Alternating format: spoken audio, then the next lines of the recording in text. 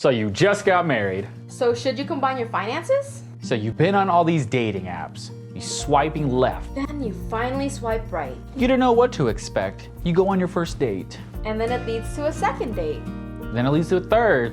And then before you know it, you're living together. And then you hitched.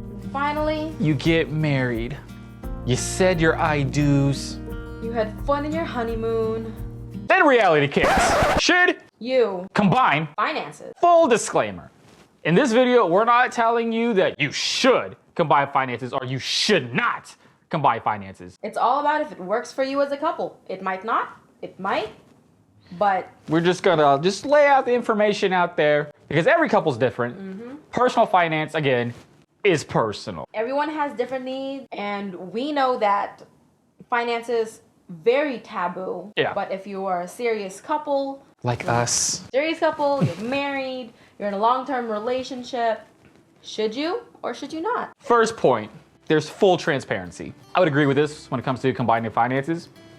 Full transparency. Like, I cannot make a purchase without you knowing. It's kind of hard though for birthdays and Christmases and gifts and stuff. Yeah, but with our debt-free But journey, we don't, do We gifts. haven't done really gifts given gifts yet. since our debt-free journey. It's gonna be hard trying to hide the gifts. But there's transparency. At least But- I know how much my Christmas gift will cost. But you won't know what it is. You'll just know how much it costs. I just know that it's from Bath and Body Works.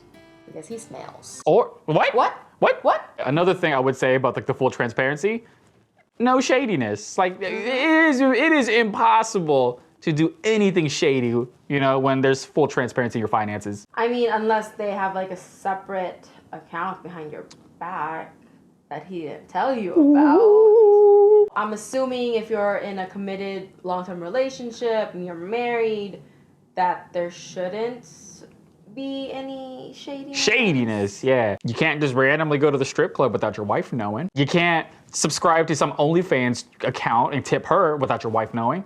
You can't get a hotel and meet your side piece with full transparency, with having combining finances. There is a lot of trust when they're... I would say marriage has a lot to do with trust. I mean, how would you feel if you're at work and then all of a sudden you get the notification from our credit card, hey, you made this purchase at a Holiday Inn. So yes, as I said, I think couples should combine finances because again, there's full transparency. You can't hide anything unless you have a secret account that they don't know about. Yeah. I like how you both just look at each other like, unless you have a secret account. But yeah, so with being fully transparent, there just needs to be a lot of communication, Lot of accountability. a lot of accountability. I don't know why I did that with an accent, but I don't know. Okay, so the second one is explaining expenses can be slightly tedious. I'll give you an example, okay? I'm not this type of guy. I'm not judgy, but if I was dating, right? But I mean, I don't know. It's been 7 years since I've been in the dating scene. But if I can recall, during those dark times, man, I hated hearing stories about people going on dates. And you ever been on a date with somebody and you had dinner with them and all of a sudden at the end they're like, oh hey, so it looks like your portion is $46.98. How do you want to split this, cash or Venmo? Oh yeah. Oh my God. Awkward. Listen, hey, if that's you, whatever tickles your pickle. Oh my God, I just can't imagine if I was a female and someone was like, so this is your portion. Actually, I only ate 40% of the chips. So now your new total is, Yeah. And it's like, What? well, you stole 3 of my fries, so we'll just assume each fry is 20 cents. oh God, I'm so glad I'm married and not in the dating scene anymore. But it's like that, but here's the thing, that's annoying during just dating. Imagine doing that while dating. Yeah, the water bill this month is $40, but you only showered once this month. So just give me $5 for But it. I showered more than once, I swear. There was only one Officer, I can underwear explain in that. the laundry. Officer, I don't know what happened. It got the lost. past 2 It got weeks. lost in the gym. So that's the reason why you should combine finances. I can't imagine how tedious it would be to Have to split everything. Be like, okay, this month you'll get the groceries, and then I'll pay electricity or whatever. Right. I'm curious though, So people that don't combine finances, like how would you even like split up groceries? How would you, do you do it like right down the middle, or do you kind of do like, all right, so your income pays for this, my income pays for that, you know? I mean, we do kind of a version of that, which we'll go into in later videos, but yeah, again, I can only imagine that how tedious that is.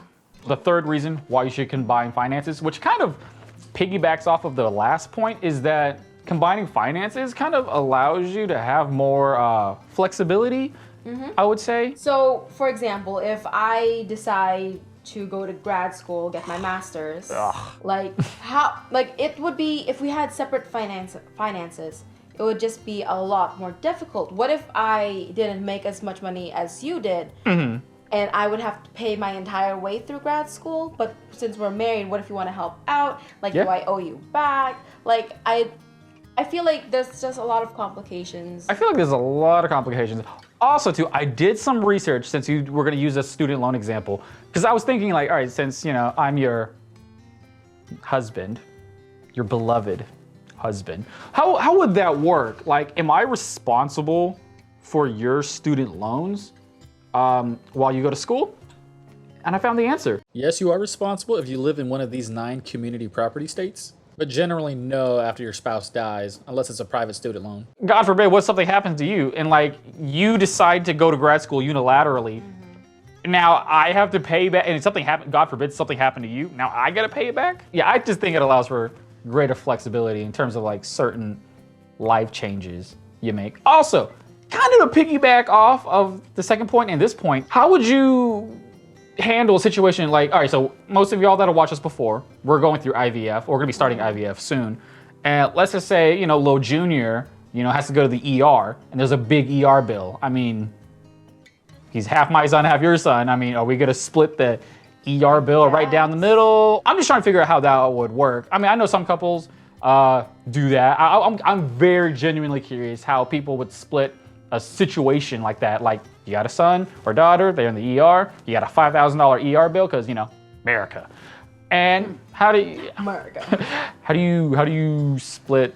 Right. I don't know. I feel like when you're married, it's kind of like it starts to become ours. We only have one car, it's our car. That's what I'm saying, like, about combined finances. You can't just make unilateral decisions, you know, like if you want to get a car, we kind of have to talk about it together. Like, if it was just me, if it was just up to me, I'm getting the Corvette. I'm just gonna unilaterally get a $70,000 Corvette. Of course you are. In a way, it's like checks and balances. You stop me for making dumb decisions. I mean, it'd be nice to have a Corvette. It's stupid for you to get one. Yeah. So the fourth and last one is that you both have shared responsibilities and goals. For example, you both have goals for like retirement. Yes. Investments. Yes. These are goals that you're both striving for rather than just unilaterally doing. Yeah, just like one person is thinking about it, the other person is doing it. What would happen if we didn't combine our finances? And so for the next 40 years of our marriage, I was very diligent. I invested into my 401k, IRA, did all this, and built a really nice nest egg. Let's say when we retire, I have $2 million in my nest egg. But let's just say you blew all of your money these next 40 years, and you had nothing. Right. There's a lot of people who don't believe in investing for retirement. They're like, you know, you only live once. YOLO! I'll think about the future when it comes. Yeah, keep kicking the can down the road. Yeah.